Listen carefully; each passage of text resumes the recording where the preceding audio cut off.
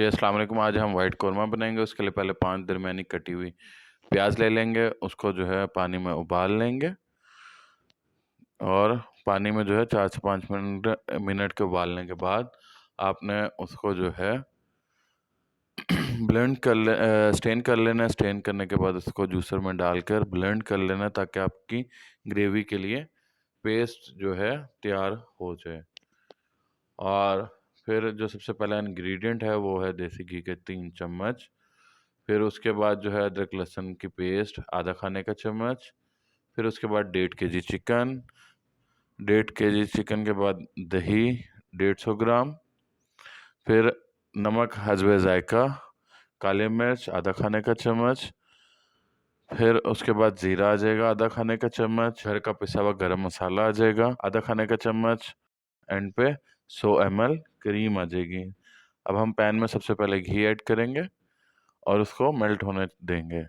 جب وہ میلٹ ہو جائے گا تو ادرک لہسن کی پیسٹ ڈال دینی ہے تاکہ ہلکا سا جو ہے اس کو براؤن کر لیں گے، اور پھر اس کے بعد جو ہے اپنے چکن کو ایڈ کر لیں گے اور اس کو 2 سے 3 منٹ کے لیے پکا لیں گے۔ اور جب چکن ہلکا سا پک جائے تو پھر اس کے بعد آپ نے دہی ایڈ کر دینا ہے۔ دہی ایڈ کرنے کے بعد جو ہے پیاز کی پیسٹ ایڈ کر دینی ہے اور اس کو قریب 10 منٹ تک جو ہے پکنے دینا ہے۔ اور پھر اس کے بعد جو ہے اپنا نمک ایڈ کرنا ہے۔ نمک ایڈ کرنے کے بعد جو ہے ساتھ ہی پسی ہوئی کالی مرچ کو ایڈ کر لینا ہے، اور پھر اس کے بعد زیرہ ایڈ کر لینا ہے۔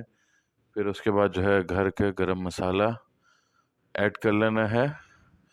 پھر اس کے بعد جو ہے آپ نے اس کو پکنے دینا ہے تاکہ کھانا جب گھی چھوڑ دے تو آپ کا جو ہے اس طرح گریوی تیار ہو جائے تو آپ نے اس کے اندر اپنے جو ہے کریم جو ہے وہ ایڈ کر دینی ہے۔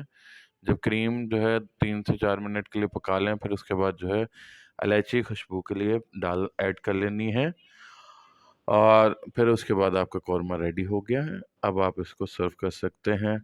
انشاءاللہ نیکسٹ ویڈیو میں ملاقات ہوگی، تب تک اللہ نگہبان۔